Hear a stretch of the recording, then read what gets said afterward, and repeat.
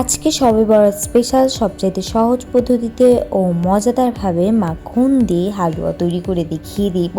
আসসালামু আলাইকুম ভিউয়ার্স, এখানে আমি 1 কাপ পরিমাণে সুজি নিয়েছি আর এই সুজিটার মধ্যে আমি এখন দুধ দিয়ে সুজিটাকে ভিজিয়ে নিব।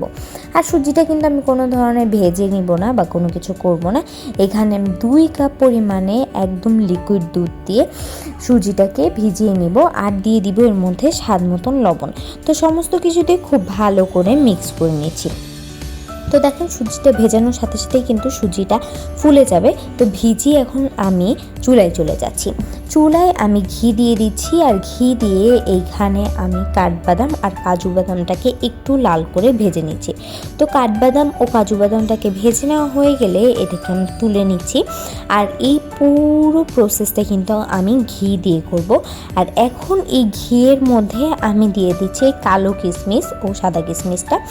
তো কালো কিশমিশ আর সাদা কিশমিশটা দিয়ে আমি খুব ভালো করে ভেজে নিচ্ছি। এটাও হালকা লাল করে ভেজে নিব, নিয়ে আমি এটাকে তুলে নিব। তুলে নেওয়া হয়ে গেলে এর মধ্যে আমি আরও একটু ঘি দিয়ে দিব। ঘি দিয়ে তারপরে এর মধ্যে আমি দিয়ে দিব প্রায় 1 কাপ পরিমাণে চিনি। চিনিটা দিয়ে খুব ভালো করে এই ঘিয়ের সাথে মিক্স করে নিব।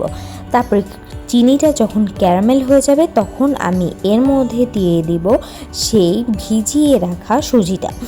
তো চিনিটা দেখেন আমার ক্যারামেল হয়ে গিয়েছে, কিন্তু এখন আমি সুজিটাকে দিয়ে দিচ্ছি।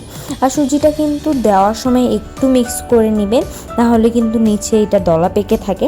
তো সুজিটা দিয়ে খুব ভালো করে নাড়া দিতে হবে। আর সুজিটা দেওয়ার সাথে কিন্তু ছিটবে, তাই এটা একটু সাবধানে দেওয়াই উত্তম। তো এভাবে করে আমি খুব ভালো করে মিক্স করে নিয়েছি। তারপরে এর মধ্যে আমি আবার দিয়ে দিচ্ছি স্বাদ মতন চিনি। আপনারা যে যতটা মিষ্টি খাবেন সে ততটা মিষ্টি এখানেই ইউজ করবেন।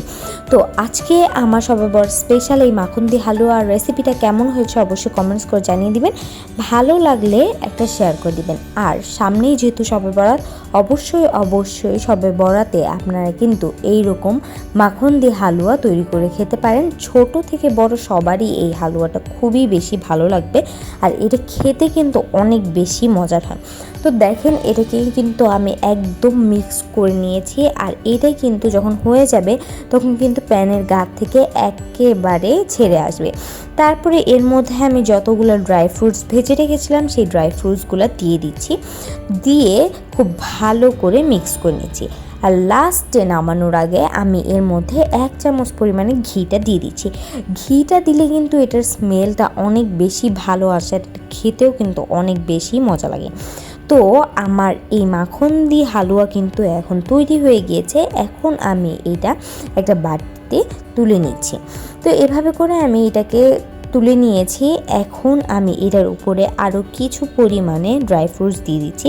আর এই মাখন দিয়ে হালুয়াটা খেতে কিন্তু অসম্ভব মজা হয়েছিল। আপনারা বাসায় অবশ্যই একবার ট্রাই করবেন। আর এটা ট্রাই করার পর কমেন্টস করে জানিয়ে দিবেন যে আমার এই রেসিপিটা কেমন হয়েছে। যারা আমাদের রেসিপিটা ফেসবুক থেকে দেখে থাকেন তারা অবশ্যই একটা ফলো দিয়ে রাখবেন, এবং যারা ইউটিউব থেকে দেখে থাকেন অবশ্যই একটা সাবস্ক্রাইব করে পাশেই থাকবেন। আর আপনারা কিন্তু আপনাদের পছন্দ মতন রেসিপিটা আমাকে কমেন্টস করে জানিয়ে দিতে পারেন। আমি সবচাইতে সহজ ও ছোটোখাটো পদ্ধতিতে আপনাদের তৈরি করে দেখিয়ে দিব। তো এই পর্যন্ত ভালো থাকবেন। আল্লাহ হাফেজ।